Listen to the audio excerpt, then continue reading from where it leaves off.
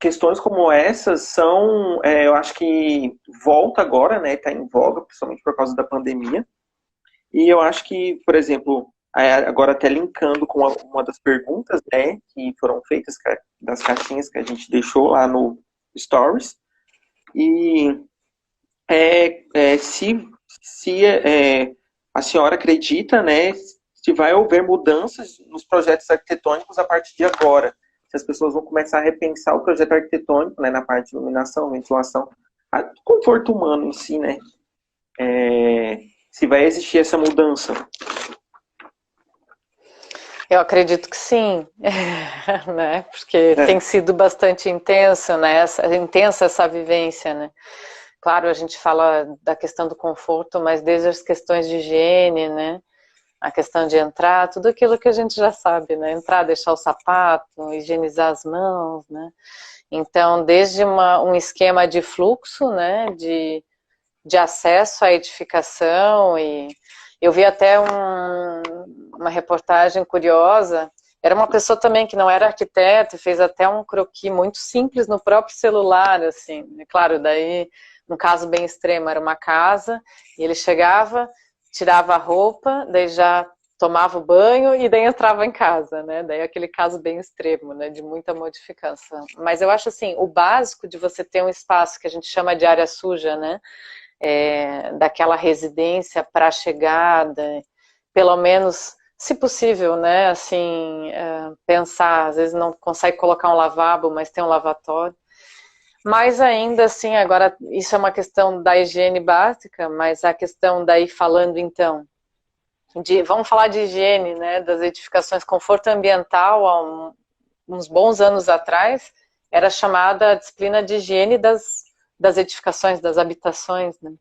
Então, a gente sabe que iluminar, né, e ventilar faz parte disso também, né? Então, ventilar basicamente é aquele cuidado com a ventilação cruzada, né? E a ventilação cruzada, claro, a gente tem várias dicas aí, né, de conforto, né? Observar os ventos predominantes no local, verificar se o entorno urbano afeta, né?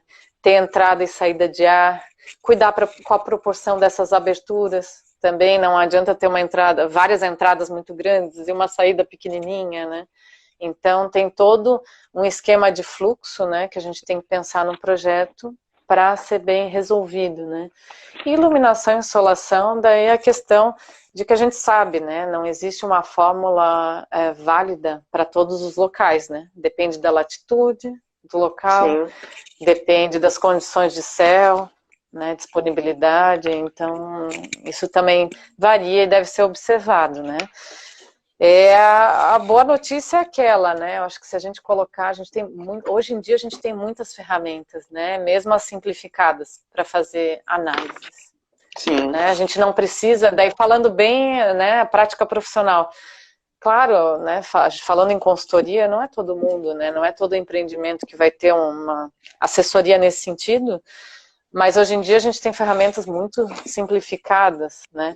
Mas é importante saber o que fazer com os resultados que a gente tem dessas ferramentas. O que eu observo, daí falando em alunos, né, os mesmos arquitetos, às vezes até sabem simular, mas eu quero agora interpretar, né? Como é que eu interpreto isso? Então, ter essa noção, né? Mas eu acredito que sim, que vai ser alterado. Sim. Né, a forma de projetar.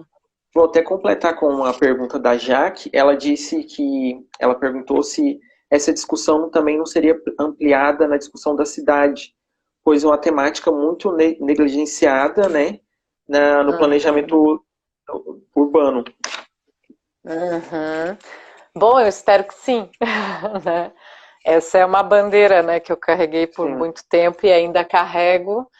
É uma discussão ampla, né? A gente sabe, a gente está falando de conforto ambiental, mas a cidade também, a forma, claro, vamos falar em planejamento, né? Até planejamento, né? De futuro. Não é só conforto ambiental, né? Tem vários outros assuntos, então ela é complexa, né? De se pensar assim, mas qual morfologia urbana é mais adequada? Às vezes uma é mais adequada para um item, outro para outro. Então, assim, acho que isso deve ser debatido, A própria questão do estudo de impacto de vizinhança, né, claro, ele é um instrumento, né, que ele é válido para alguns tipos de projetos, né, não todos, né, os ditos projetos especiais, que às vezes têm legislações específicas ou que têm mais possibilidade, né, de causar impactos, né. Então, mas o que acontece daí, falando da realidade, na época do doutorado e mesmo depois que eu pesquisei alguns estudos, tem muitos estudos que, infelizmente, não são sérios. E estudos bem absurdos. Para falar bem a verdade, assim, na tese eu coloquei vários resultados do tipo, a gente já cumpre o que tem no plano diretor e no código de obras, então tá tudo certo. Ou coisas do tipo, o nosso empreendimento aqui é muito bem iluminado, mas escuta, a gente não está falando do teu empreendimento, a gente está falando do vizinho, o que você vai causar no vizinho? Então, assim, eu coletei relatos absurdos, então, e há uns anos atrás eu cheguei a fazer uma busca mais rápida, né, sobre esses estudos, e alguns continuavam, assim, não tão sérios, né. Então, sim, eu acho que tem que ser debatido, né, é um assunto muito importante. E além de ainda, debatido, também estudado, né? Estudado, eu acho que a gente tem mais ferramentas hoje para isso. Em termos de iluminação, a gente está começando, na medicina já se descobriu, até coloquei o material da Rafaela ali no Instagram, né, os efeitos não visuais em relação à luz, que daí tem a ver com saúde. Hoje em dia a gente já tem muito, fresquinho assim a notícia, né, até softwares que a gente consegue predizer isso. Né? Então, isso talvez seja até um próximo passo, né, de grande interesse que a gente tenha no Labicon, e trazer mesmo a questão da saúde, né, para análise, né, e saúde é fundamental, né, e se a gente puder usar métricas para que comprovem, né, para a gente melhor ainda como arquitetos, a gente tem mais, eu acho que assim, complementa ainda todos os estudos e argumentos que a gente tem, né, em favor do conforto ambiental. Sim, sim. Hoje na área de conforto térmico, por exemplo, a gente tem o InviMed, que é um programa que é super reconhecido, né, que avalia, né, o conforto térmico em áreas urbanas. Então, acho que essa questão, o que eu sinto também, que é uma questão um pouco desenvolvida, assim, o conforto na área urbana, né? Acho que ela tá vindo agora, temos hoje no Labicon a Poliana, né, que trabalha com acústica urbana, que também é um tema super novo, assim, mas na parte térmica e lumínico, acho que, até onde eu sei, acho que a gente não tem ninguém, né, atualmente trabalhando lá com essa área. Iluminação tem as duas meninas, a Fran e a Lu, que estão terminando, na verdade. Sim. É muito interessante, porque um tempo atrás a gente só analisava até a fachada da edificação, e foi como eu trabalhei ali, eram as ferramentas que a gente tinha, né, na época do doutorado. As meninas já trabalham, né, além da fachada, elas entram, né, para o ambiente. Então a gente consegue ter resultados bem mais avançados. Sim, sim, com certeza. Uma outra pergunta que surgiu na caixinha foi sobre se existe alguma normativa, alguma legislação, alguma coisa assim, até tipo para a pessoa entrar com recurso, ou entrar para quando a sua edificação ela acaba sendo obstruída por uma outra edificação posterior em relação à ventilação, iluminação, né? Que a gente vê muito edificação e prédios que estão sendo construídos, né? E aí acaba barrando a iluminação e ventilação, se existe algum direito dessa pessoa entrar na justiça, algo assim. Eu acho que foi isso mais ou menos que eu entendi da pergunta. Da pergunta. Só para colocar, né, falando um pouco de história, no direito romano se falava sobre direito ao sol, né, na vizinhança. Olha só que curioso, né, muito tempo atrás. Eu não sei dizer em termos legais, daí jurídicos, essa parte, né, mas o que acontece? Realmente, assim, né, principalmente para quem não é da área, né, muitas vezes bom, adquire um apartamento, uma casa, e de repente, né, constrói, bloqueia, né, a questão de iluminação, insolação, ventilação, né, e tudo mais. O que acontece, né? A gente tem o planejamento urbano, a gente tem as regras, então, né, para aquela edificação ser construída. Então, desde o Código de Obras, o plano diretor, algumas outras legislações que às vezes, né, também incidem, seja o próprio WAVE ou legislações ambientais e outras, né, tantas. Mas, no mínimo, ali, plano diretor, né, e o Código de Obras. Então, se aquela edificação seguiu, né, a risca, né, estava tudo certo, né, no seu processo, deu entrada à prefeitura e tudo mais, está seguindo essas legislações, né? O que eu saiba é que não tem o que fazer, né, assim, normalmente, a menos que, claro, construir um pouco a mais do que devia, no sentido de diminuir o afastamento, daí tudo isso já é outro ponto, né, daí está indo contra a lei do município, né, mas não teria o que fazer, é frustrante, né. Sim. Mas o que eu sugiro é verificar, né? Verificar o plano diretor, tem possibilidade de construir aqui, mas na lateral, na frente, mais ou menos dessa forma, né?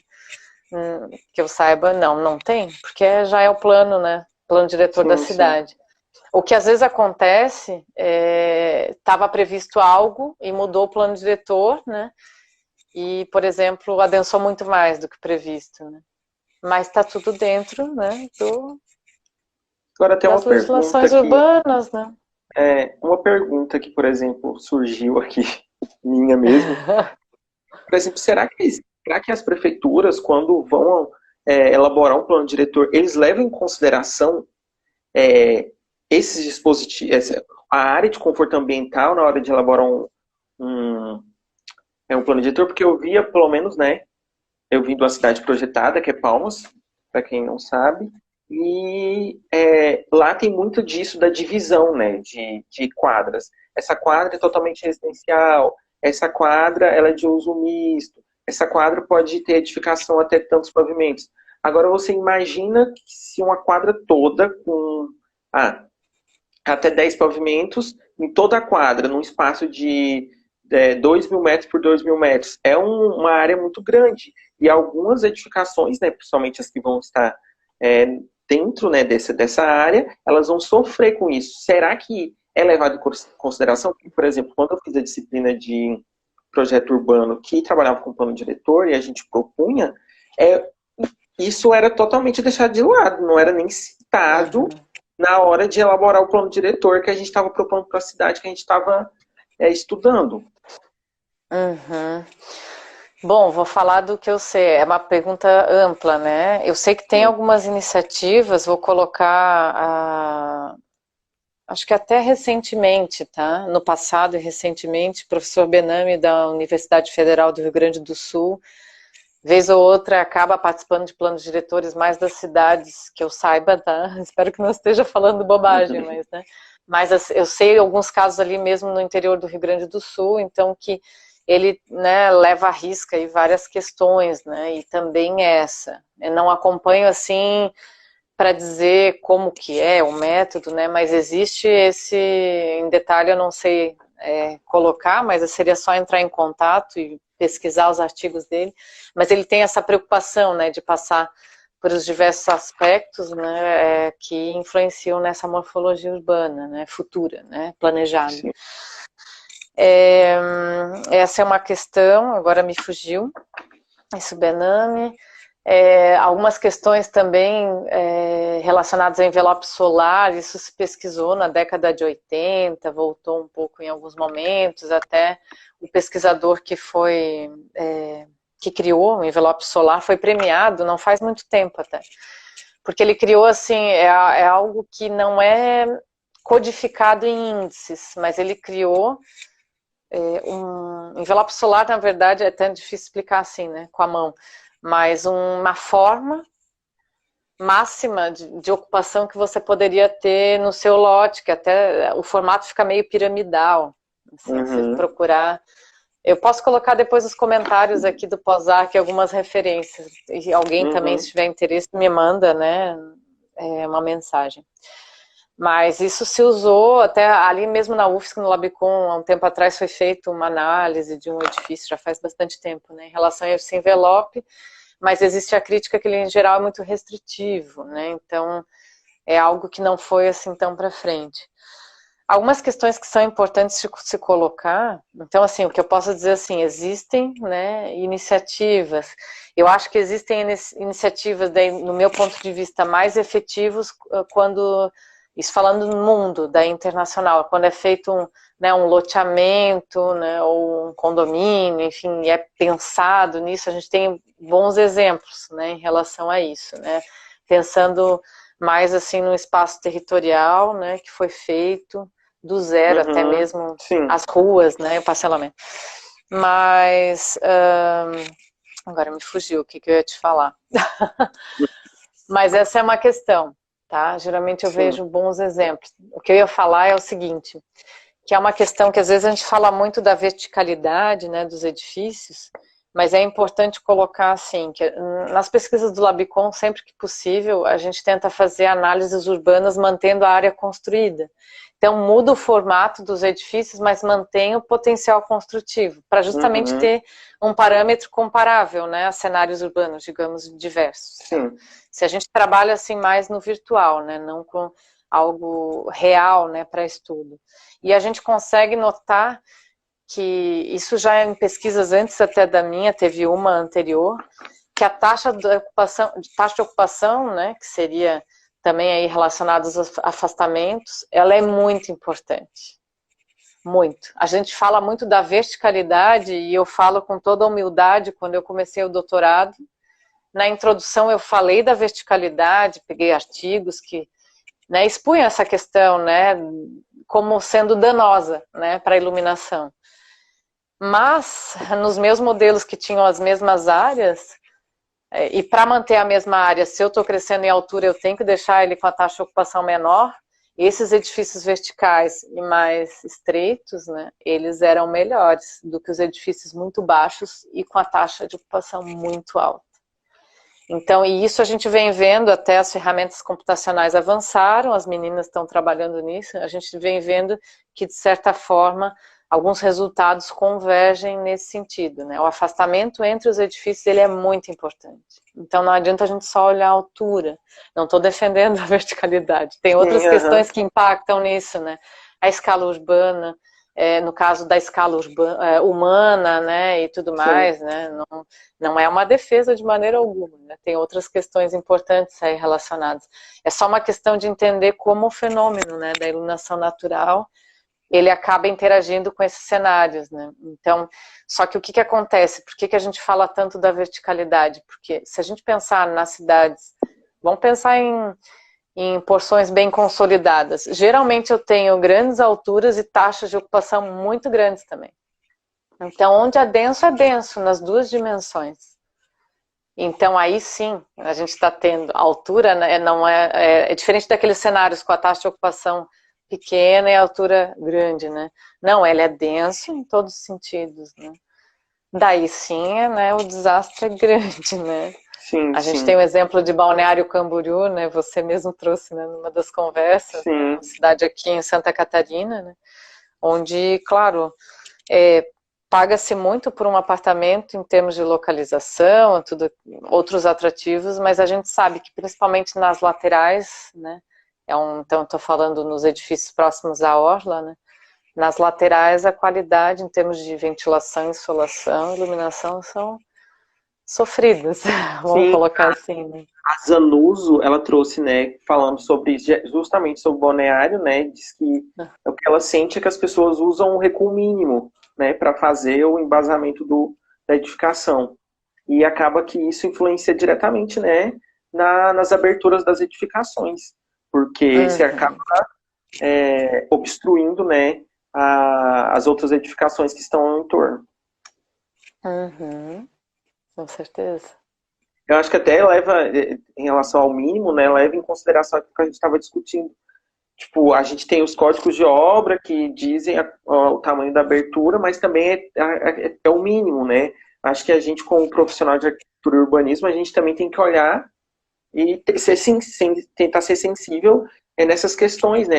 Nem sempre trabalhar com o mínimo para que as pessoas tenham uma edificação que seja confortável, né? Que é o que a gente busca. Uhum. Existe o mínimo, até tem as legislações, então, municipais, mas tem uma lei federal, então, que coloca, se você afasta a edificação, né, da divisa do lote, o mínimo é 1,5. Acho que não mudou isso ainda, mas era 1,5.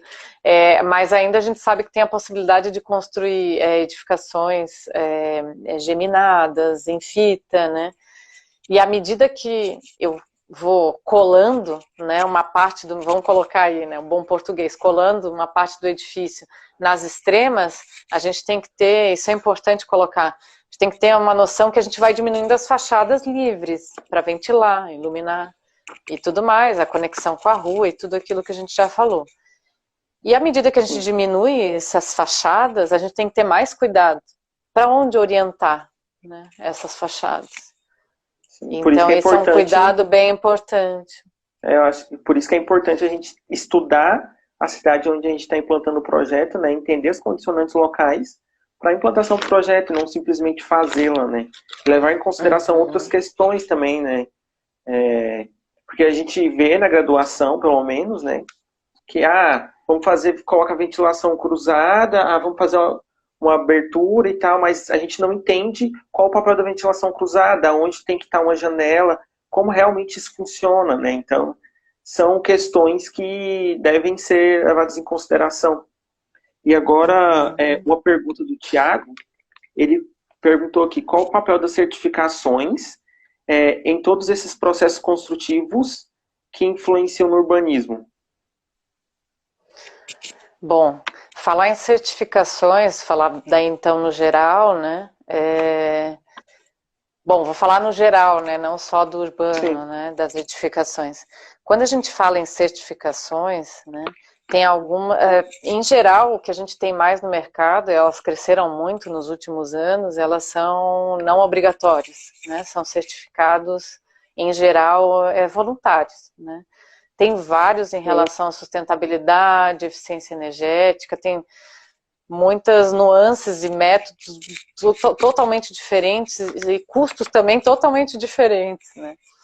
Então, esses certificados, o que buscam em geral? A ideia claro, daí tem, seja equações, seja como for esse ranking para achar uma pontuação, né? Ou seja, um somatório de itens que você vai pontuando. Esses certificados, eles vão dar uma graduação, vamos pensar no certificado de sustentabilidade, né? Ele vai dar uma graduação, vamos pensar, se fosse um A, B, C, D e E, né? Vamos pensar em letras, fica mais fácil. Então, ele vai graduar em relação à sustentabilidade, se é mais sustentável ou menos, de acordo com uma métrica. Quais são as questões de certificação, né? Eu falei em norma de desempenho, é legal colocar isso, né? Norma de desempenho, então, ou seja, normas desse tipo, elas são a régua, é o mínimo que é possível. Certificações a gente já passa até subir, vou subir minha mão, né? Edificações que são mais de excelência em termos de desempenho, sustentabilidade, enfim, né? Elas são além, né, desses mínimos. Então, certificar um edifício hoje é a forma de atestar, né, o quanto ele é sustentável ou eficiente energeticamente, ou seja, qual for o escopo, né. Em relação ao urbanismo, é uma forma de se avaliar, né. Eu não sei se eu estou conseguindo responder muito bem qualquer coisa, o Thiago completa ali, né. Mas é uma forma de também certificar, né, esses entornos urbanos. Tem alguns que são para, então, esses tipos de empreendimentos que eu coloquei, loteamentos, né, esses novos territórios, né, na cidade, e tem um japonês que eu me lembro, que até ele envolve a cidade consolidada. Daí, claro, tem uma série, em geral eles são relacionados à sustentabilidade, tá, esses certificados. Daí tem uma série de itens, né, diversidade de usos, uma variedade grande de modais de transporte, além da iluminação, né, todas as questões também de conforto, né, envolvem várias questões, né. Mas o papel de certificações eu colocaria mais nesse sentido da resposta, né, urbanas ou não, é de se atestar, né. daí vai da competência desses métodos de avaliação de realmente serem eficientes na forma de se avaliar, vamos colocar assim, né? E sérios e justos. Né? Mas esse seria o voluntário, né? Que eu estou falando. Que eu saiba, não existe. Na verdade, primeiro surgiram certificados para edifícios e depois para os entornos urbanos, né? Não existe nada, pelo menos que eu conheça, obrigatório. Né? Como é o caso de alguns certificados ou etiquetas, selos de eficiência energética pelo mundo, né? Por uma questão de redução do gasto de energia, né? Sim. Metas governamentais de redução, enfim. Sim. Eu acho que a gente está finalizando. Só completando o Thiago, ele fez... Vou ter mais uma pergunta, a pergunta do Leonardo e a pergunta do Thiago. Ele queria saber sua opinião em relação sobre o papel, né, dessa certificação como mecanismo realmente eficaz ou marketing. Essa é uma boa. A gente sente, pelo menos, muito isso em algumas questões também, né? Vamos colocar assim, ó. Isso é bem interessante, eu lecionei um bom tempo justamente sobre esse assunto.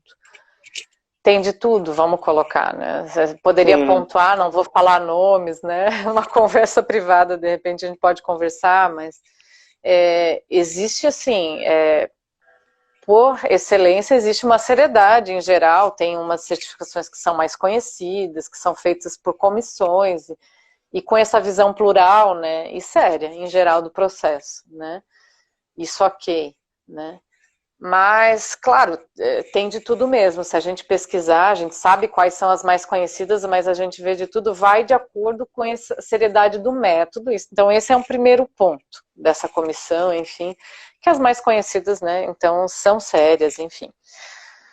Mas a questão do marketing, sim, existe bastante, né, qual é a minha opinião? Eu acho que tem que ser... é difícil falar sobre isso, né? Porque existe um interesse financeiro, né? Às vezes por trás, mas eu acredito o seguinte, né? Se a empresa é séria, ela tem como premissa... Vamos falar em sustentabilidade, tá? Tem como premissa desenvolvimento sustentável, mesmo na própria sua empresa, com os funcionários e todo... Né, é um propósito realmente sério e de vestir a camisa daquilo e propor aquilo, eu vejo com olhos melhores, porque também assim, ó, o que acontece? Claro, colocar para vender, basta o consumidor, da minha opinião, pesquisar essa empresa, né, e o propósito dela, né, no mercado e na vida das pessoas, enfim. Mas a gente sabe também que é muito complicado colocar, o que acontecia muito era assim, esse empreendimento tem... captação de água da chuva, ele é sustentável. Isso também é complicado, né? Colocar rótulos sem, né, às vezes é uma estratégia, falar em sustentabilidade, é um pedacinho de sustentabilidade, é enorme, né? É um mar de amplitude, né, para a gente navegar. Então também é complicado. Então eu acho interessante que se tenha, né, certificados, selos, etiquetas, são formas de se atestar. E como eu falei, geralmente, pelo menos, as mais conhecidas são sérias, né? Sim. Mas agora, para a última pergunta, que a gente tem pouquíssimo tempo, rendeu bastante a conversa. Eita, tá acabando. Na verdade, não vai dar.